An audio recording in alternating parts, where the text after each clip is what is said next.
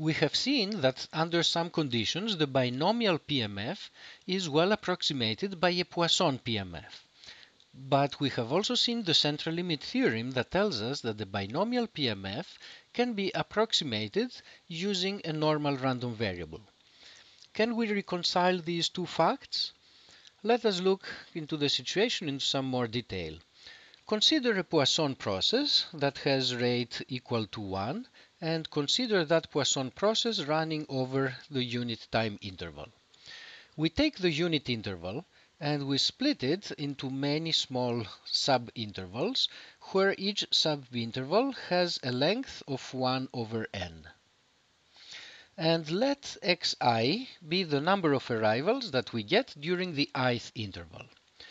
Xi is a Poisson random variable, and the mean of that random variable, or the parameter of that random variable, is just the duration of the time interval, since the rate is 1, so it's a Poisson random variable with parameter 1 over n.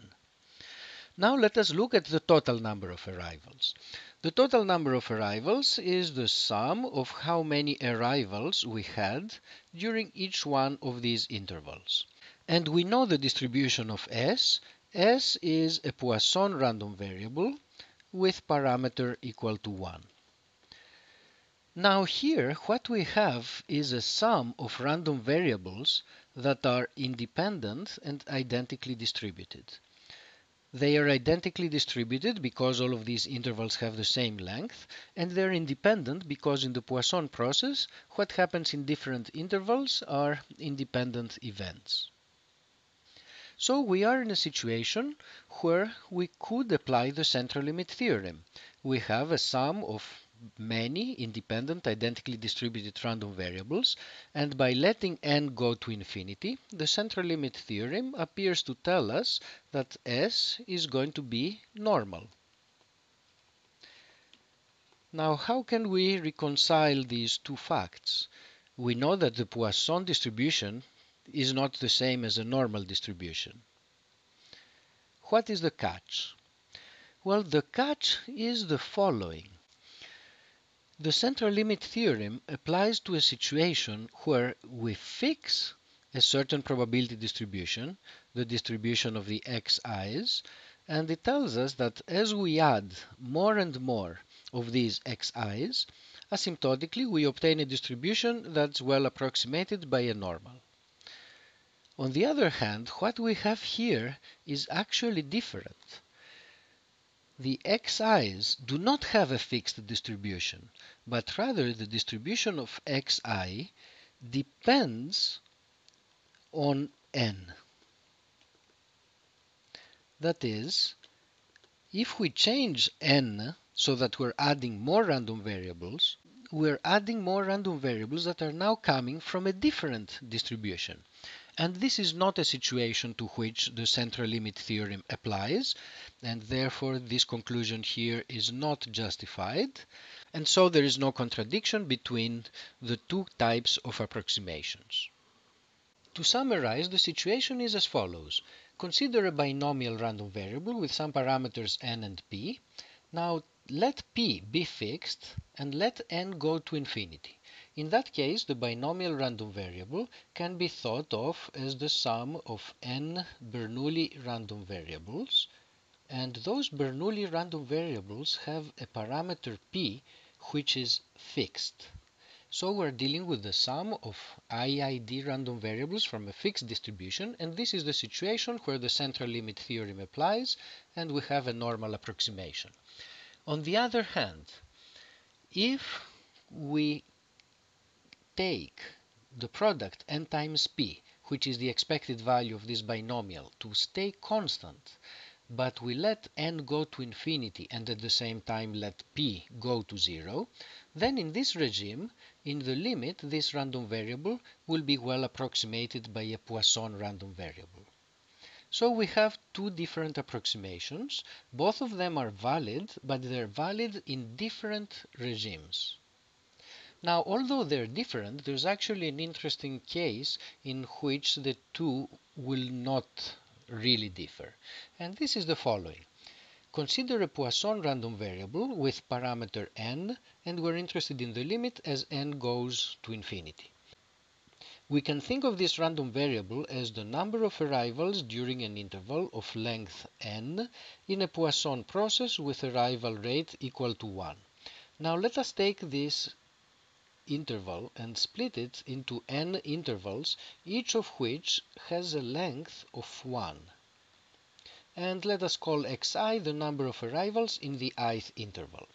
Our Poisson random variable is going to be, of course, equal to the sum of the number of arrivals during each one of the intervals.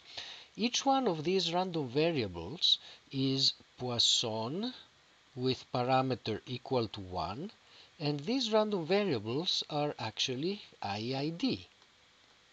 Now, what's happening in this case is that even when we increase n, because we're using constant length intervals, the distribution of the xi's doesn't change. So this is a situation in which we're going to get approximately a normal random variable as n goes to infinity. So, what we see is that the Poisson random variable, but with a very large parameter, starts to approach the normal distribution. And this in particular would tell us that these two approximations that we have, in some regime, they would start to agree. Now, all this discussion here has been asymptotic. We talk about p going to 0 or n going to infinity. But in any real situation, you will be given actual numbers, and you cannot really tell, is this number close to 0 or is it not? Here we need some rules of thumb or maybe some experience. Let us look at some examples. In this case, n times p is equal to 1.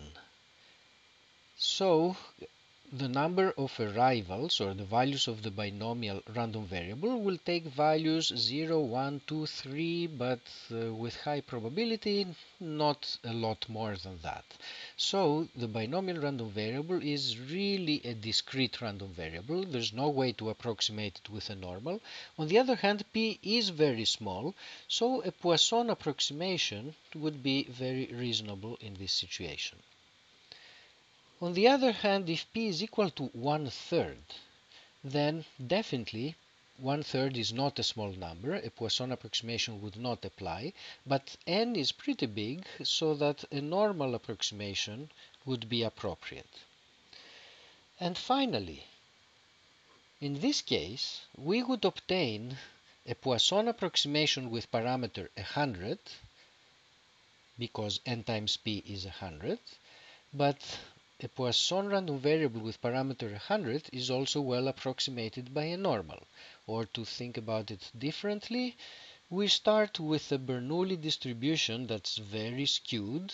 Only probability of success is just 100.